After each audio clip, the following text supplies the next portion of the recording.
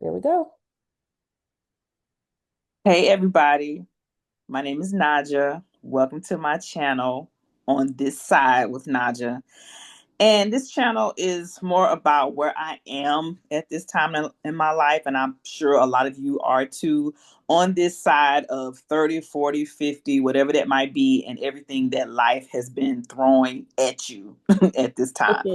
I always say over here, my motto is there's no niche over here, just life. Because we all are lifing right now. We're all going through something. Mhm. And I just think, let's talk about it. Let's let this be a community where you can come and let's talk about things that are happening in our lives, just somewhere where you can bounce ideas, thoughts, whatever, safe space. And we can talk about all these things. So today I have one of my bestest friends. We've been friends since the late 90s, so almost over 30 years of friendship. Her name is Frederica Miles.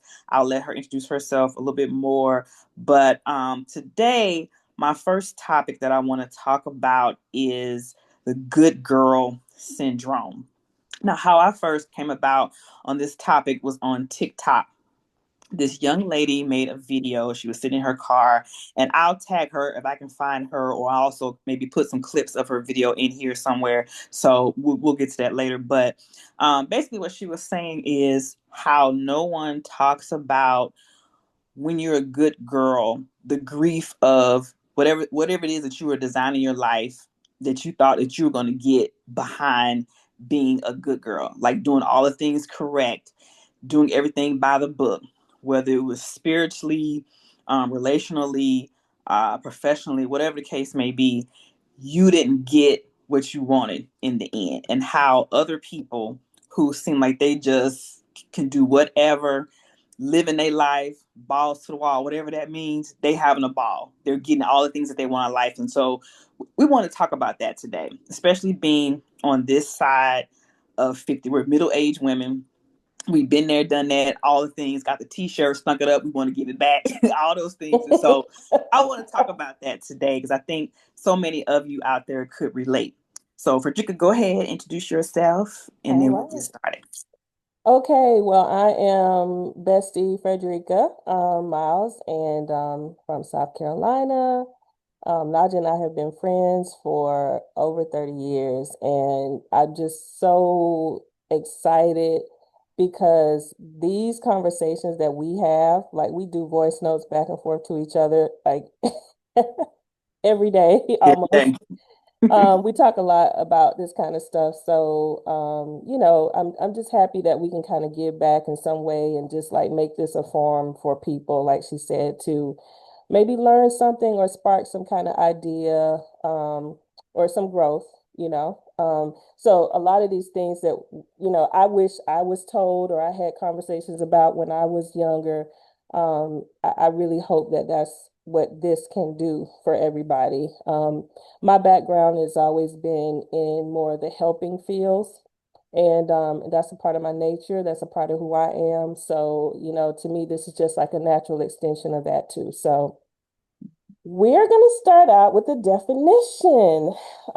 If you haven't heard of good girl syndrome, it describes the harmful internalization of societal pressure for women to be overly accommodating, obedient, and selfless, often at the expense of their own needs and desires. This ingrained belief, developed from childhood expectations and societal norms, can lead to people pleasing, perfectionism, a fear of conflict or rejection, difficulty setting boundaries, and a struggle to express one's true thoughts and feelings. So, important to say that it is not a formal psychological diagnosis. It just is a pattern of behaviors, and that came from good old Google search. Good old Google. Yeah. Oh goodness. Yeah. Okay. So let's get into it. Yeah. So I first want to talk about how it shows up spiritually. And I know, listen, I don't want y'all come in the comments windmilling and stuff because this is a really touchy subject, Yeah, that especially is. talk about it from the spiritual aspect. Mm-hmm. Okay. Because we've been fed a lot of things, particularly coming from the church. And I'm going to preface and say the Black church, big time, right? So I'll start off with me and how I grew up. Grew up in the church all my life. A small Baptist church in Arkansas. I'm talking about deep South rooted Bible busting type church, you Mm-hmm. know. Even when I was younger, um, just trying to understand church and trying to understand the preachers, sermons like that, on Sundays, everything was you going to hell. You do this, you're going to hell. You do that, you're going to hell. You do this, you're going to hell. And I was like, I don't understand, this God they're talking about is supposed to be so loving and all this type of stuff. Why is everything that I do or that I would possibly do would send me to hell? You know what I'm saying? So I think that early on Mm-hmm. ingrained in me um, on how I need to be perfect. Right. Mm-hmm. So, especially, just being a good child and, not talking back and not sassing your Mm-hmm. parents or, doing good in school and doing all your chores. It's like really just trying to stay, like I gotta do everything, like that. And so as I started to get older, and could drive, my teen years, and I could start Mm-hmm. going to churches for myself and starting to seek out Mm-hmm. things, I think that was what, like, yep, early 90s, mid 90s, whatever. I could start going to different churches and stuff. Started Yeah. going to different churches, started listening to different sermons and like learning. But it seemed like everything was geared towards the woman and what she needs to do. And it's particularly Mm-hmm. around dating, right? Mm-hmm. And, you know, I wasn't scared enough to not try something because I ended up, having sex early, what I'm saying, in my teen years, stuff like that. Mm-hmm. But I always felt like, oh man, since I did that, now the wrath of God is gonna get me. And so now, Mm-hmm. if my tire blow out, like I heard somebody say Mm-hmm. on the thing, or something else happens Mm-hmm. wrong with in my life, oh now I have this rain and cloud over my head, so nothing's going right for me in my life because I did something Mm-hmm. wrong. I wasn't being the good girl that I should be. And so that was my first early interpretation of that. So Mm-hmm. and that kind of have shaped a lot of my life so far, Mm-hmm. particularly with dating. you Yeah. know Yeah. um Black women, as particularly in the church, have become so rigid to not even trying or being open to um experiences. But for you, go ahead and, Mm-hmm. and talk about how you shape, and then we'll continue on with that. Okay. But yeah, I mean, a lot of mine is very similar. I think that's one of the reasons that we became friends because we connected on so many things very similar in our life. And I can, you know how some people say when they grew up in the church, so typically it's that experience of we went to church on Sunday, Wednesdays, and Fridays and all that stuff. Mm-hmm. I didn't have that really.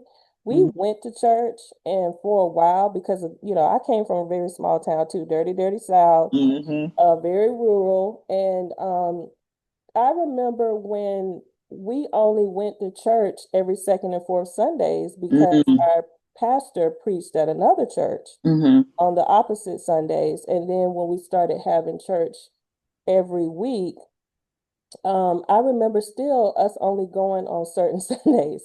And I never went to vacation Bible school or anything like that, even though they had it. So, but I did have a belief in God. And I think more of my awakening around religion and Christianity came when I went to college. Mm-hmm. Because that's to me, up until that point, church was something that I did, but it wasn't something I necessarily enjoyed. I always liked the singing better than anything else. Mm-hmm. But then I remember going to college and going to church and liking like the message and the Mm-hmm. singing seemed Mm-hmm. to come together. But it was always, I remember, this is probably for another day to talk about this bad experience that happened to one of my friends, but I just remember always the message was you got to please God. Mm-hmm. Um, and I bought into that, of course. I wanted to please God. I wanted life pleasing to him. So what does that mean? And Mm-hmm. what that meant for me was uh if it's, if the Bible says no, no. You know, if Mm-hmm. the Bible really doesn't speak on it, err on the side of, probably not. Don't do it. Yeah, yeah, because it's not explicitly saying a lot. It's not explicit on some things, you know. Mm-hmm. So yeah, so for me, spiritually, even after college and having gone deeper into my spirituality, and attended a few churches, I felt that that was always the overarching theme Mm-hmm. was, you gotta please God. So that pleasing part of something outside of myself, Mm-hmm. the maybe sacrificing a little bit of my own desire Mm-hmm. or framing that desire in a package that was or a box that was God's idea of, how you please God. Like Mm-hmm. that was all in that box. Mm-hmm. So um that was my experience Mm-hmm. from a spiritual standpoint. Yeah. Okay. Okay. Yeah, yes, that. And I think too, because my mother, who was like a studier of the Bible, like a scholar, Hmm.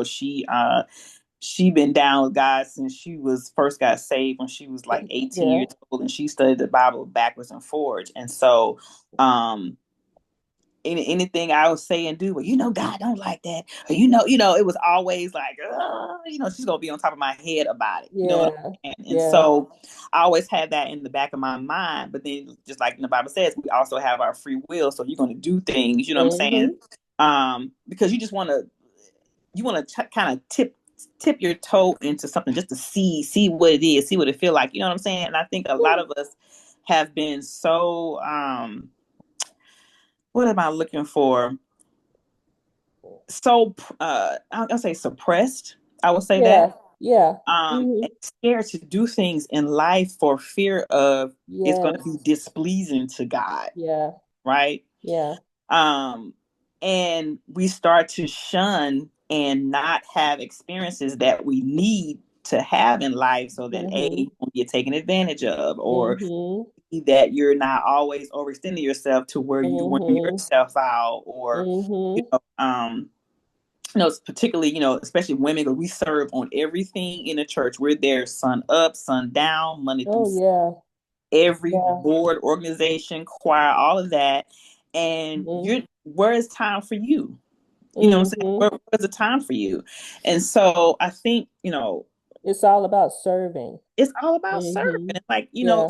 where are you serving yourself? Yeah. Then where does that come in? Where does that come in at? Hmm. And Yeah. so, and it's always geared toward the women. Men never really get Hmm. this message. Hmm. They don't, Hmm. you know. Hmm. Um, and I think that's why a lot of people end up going into, as they age and grow and get out in the world, this form of people pleasing. Hmm. Yeah. I see that. I can see that. Because we're taught, well, you serve God, you please God, and you get out in the world, you be nice and you be kind, It's you gonna know, happen for you. It's yeah, gonna it's happen gonna, for yeah, you if you. just stay on this path, and Hmm. eventually you'll get there. You'll get there. Hmm. It'll happen Hmm. for you. And I remember being so angry, especially Hmm. particularly around um when I turned 30. I think I always, from an early age, even from in my teens, I always wanted to be married. I Yeah. always wanted, I don't know why I had this like glaze look at my ideal Hmm. of being married and what that meant. I came from Hmm. a single parent home. My parents were married. Hmm. They split up when I was 3 years old, and then I've never seen my father. Never had any Hmm. interaction, anything like that with him until some years later. But I wanted that. I wanted Hmm. marriage. I wanted a family and all of that. And I remember always, if I had a little boyfriend or just somebody that finally showed me a little bit of attention, I was like, oh yeah, I got some attention, and oh, he likes me, and I gave my virginity away and realized, wait a minute, you know this this is not Hmm. what it is. Hmm. And then anytime after that, I would be just sick to my stomach in fear, Hmm. of what was going to happen. And like I said, I had built up this whole thing about wanting to be married. I remember when I turned 30 and I was like, okay, Hmm. Um, I want to be married. I mean, I was just big and crowd to God. Like, Mm-hmm. I said, okay, I'm going to dedicate myself to God. I'm going to be celibate. Mm-hmm. I'm going to just do what I need to do, Mm-hmm. keep going, pursue other things. And then, God, your word says you're not going to withhold any good thing from your children. So, this is what I want. And, Yeah. you're going to give it to me because I'm Yeah. doing what I'm supposed to do. And I But it just wasn't really really thought happening. that was Yeah. going to happen. And Yeah. so 30 went by, 33 went by, 35 went by, 38 went by, 40 went by, 42 went by. I mean, all the years just kept going by and nothing. And I got to the point where I was just angry, Well, bitter.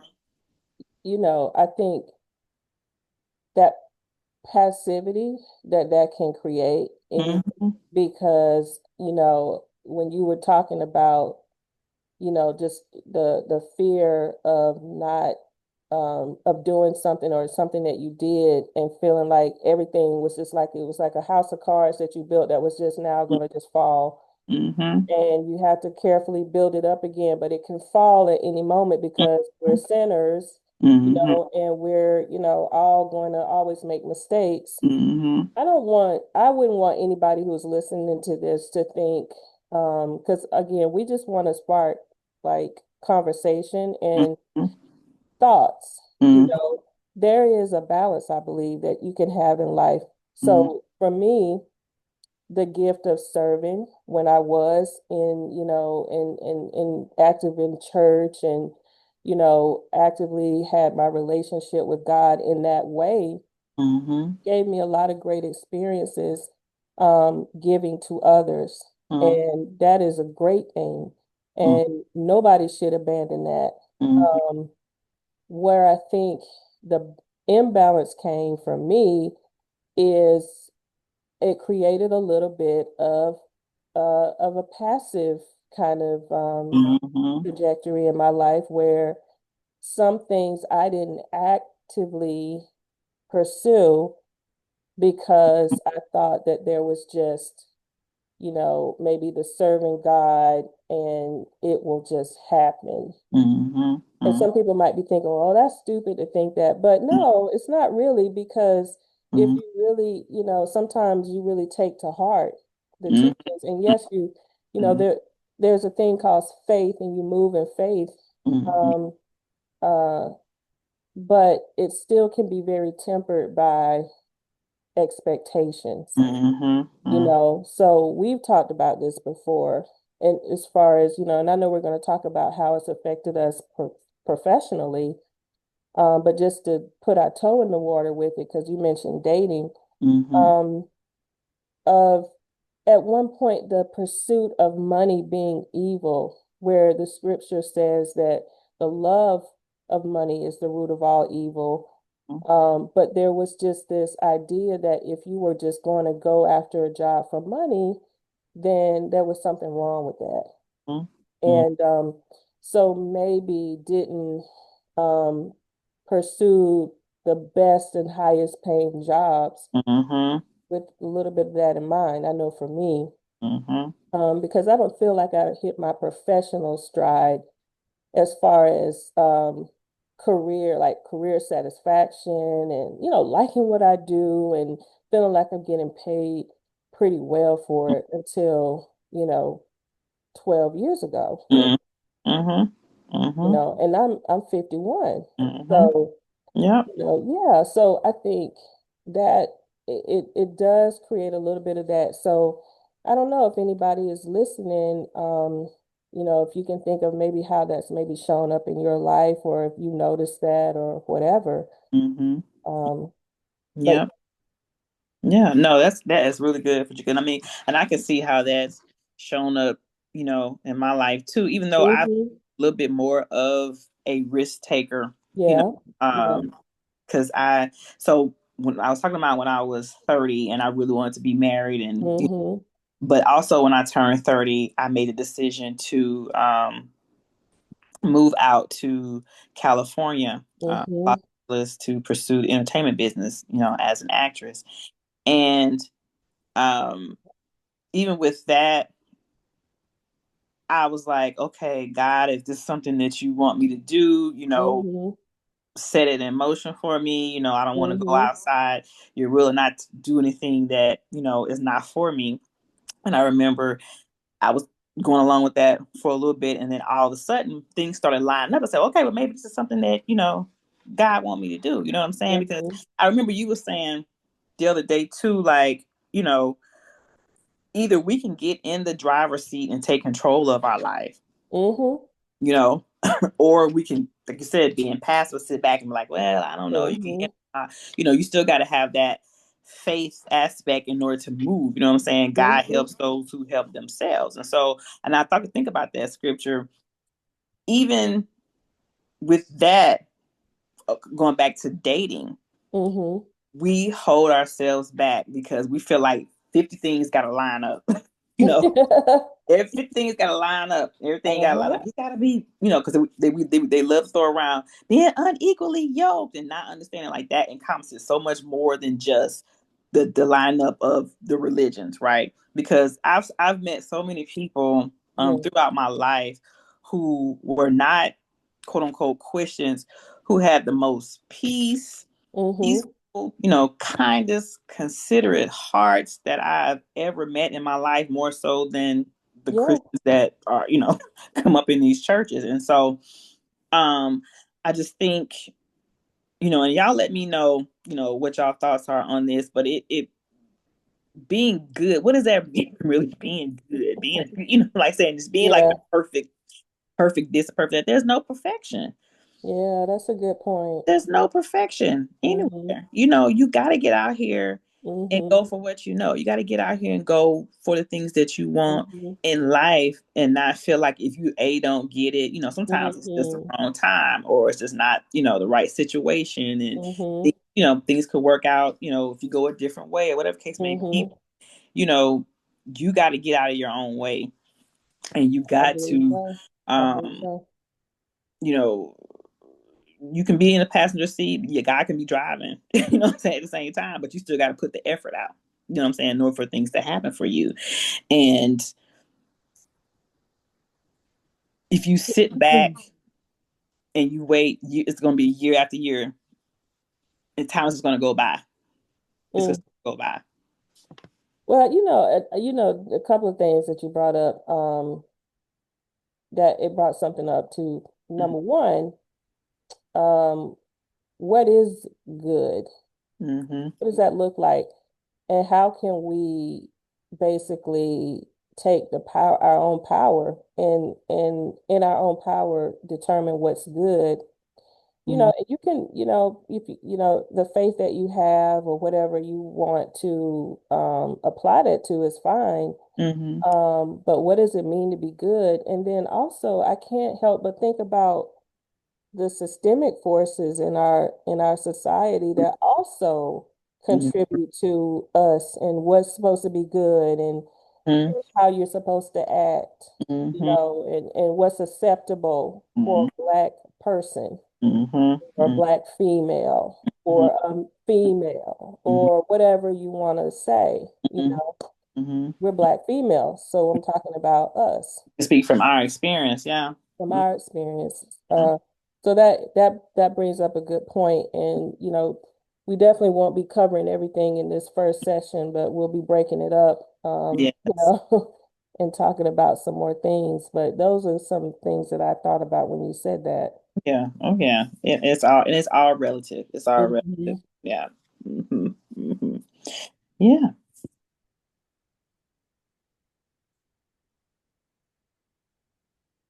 So another point that I wanted to bring up, particularly Hmm. about this too, is when the waiting period of time when there's something that you want and you don't get it. Like, are we giving up too quickly, or we're just saying, Mm. I take my hands off of it, and then if it happened, it happened. It don't, it don't. So whatever that is in your life that you've been waiting for, like when do you Hmm. feel it's like time to either let it go, or you go through a grieving process and say, okay, well, it didn't happen in this part of this time, how am I going to handle it moving forward? Am I letting it go? Am I just going to Mhm. sit with it? Or what do you do? Oh, which one are you talking about? Because there's been a couple things. It could be anything, yes. Oh goodness. Oh man.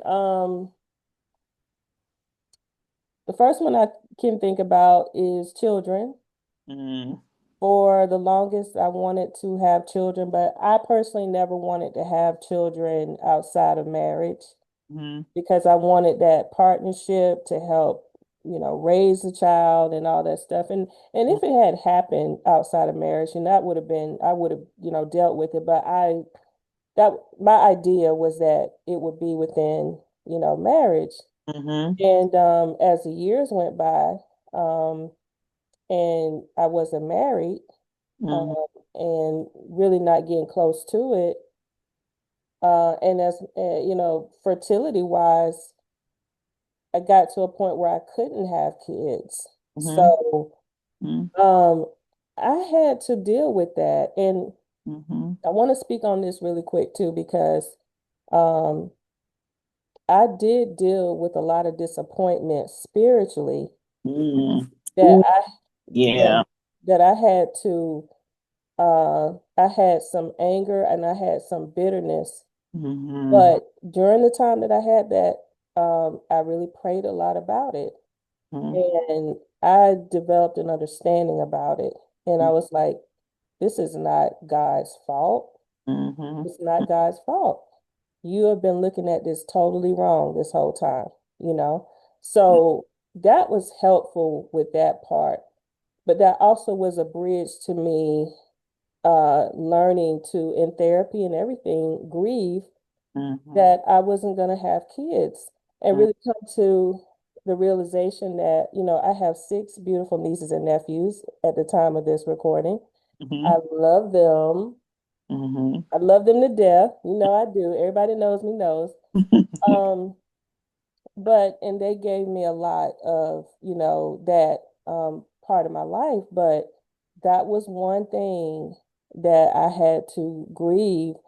And for a long time, when I was talking about the bitterness part that I had to pray about, Mm-hmm. was I felt like I'd done the right thing for Mm-hmm. years. I was abstinent celibate for how many, 16 years? Mm-hmm.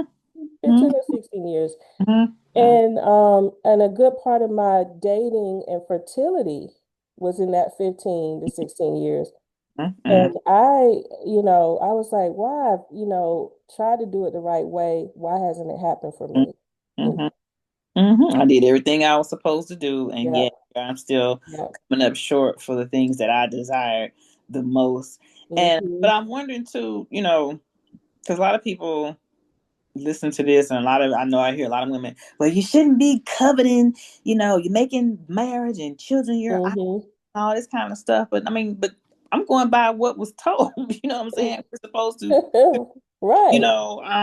be good and Yeah. do things right and keep your legs closed and Mm-hmm. go to college and Mm-hmm. degree Mm-hmm. and you get you a good job and then Mm-hmm. step A, B, C, D, all this is supposed to happen Mm-hmm. in session so that you can ultimately get to what you want. Mm-hmm. Why did that not happen? You know Yeah. what I'm saying? And see, I think too, just piggybacking, off what you said, like I went years. I would say I think the most I've spent was maybe like 10 years celibate. Mm-hmm. But I was becoming increasingly angry with each year that I didn't either A, meet someone, and I Mm-hmm. think, putting yourself out there, having experiences, Mm-hmm. and just, Black women don't even know how to date really. And that's a whole nother topic for another show. But we Yeah, don't we're really gonna dig know how to into it. date because we're too scared to, you know, put ourselves out there and just have Mm-hmm. go and date and just have fun. Everything doesn't Mm-hmm. have to lead to you like a marriage proposal, but just Yeah. seeing what you like, what you don't like, how to deal with different behaviors and patterns and Mm-hmm. things like that we just don't learn. And then we finally, you know, get to meet somebody, whatever, and we kind of like them and they like us or whatever the case may be, we Mm-hmm. miss things because we don't have that that track record, Mm-hmm. to understand how things flow and go and things like that. But that bitterness piece, I mean, I was angry at God for a long time. I mean, I feel like sometimes I be mad, but I'm like, it isn't his fault. He it's a way that you have to frame your Mm-hmm. mind to look at things, and a lot of times it's just not your time. And once you let that get Mm-hmm. in your spirit, once you get that, then you can be able to Mm-hmm. move, Mm-hmm. and operate in a way like you got to start opening yourself up to life and experience. Mm-hmm. Um, being good, you want to be kind. You want to be, what I'm saying, because being nice, being nice, it does not. I have seen it. I know it for myself. I know it to be true. Being nice don't get you in. Nice for what? Isn't that what Nice they for what? said? What Drake say? Nice for what? Like, why? It doesn't. Oh, It's been proven time and time right, again. It does not. You know. right, You're just having a human experience. So that's it. Well, okay, guys, I think that's enough for today. We got like two more yes. parts that we can talk about this, but hopefully you got something out of it. Hopefully, if something resonates with you, please drop me a line, leave me a comment, let me know what y'all think. Do y'all like this format? We're just getting started, so I don't have all the bells and whistles set up yet, but soon come. Soon come. We'll be in a studio setting at some point. That's what we wishing and hoping for. So I love these conversations because my Mhm. girlfriends and I, we always having these deep philosophical conversations. Like, we need to Yep. put this on And y'all tape. are gonna Like, meet those other ones too. yes, we The want other y'all, girlfriends. yeah, we want y'all to meet us, and Yeah. let's talk about these things that we're all experiencing right now. So, thank you so much for watching, and we'll see you next Thank time. you. Bye bye.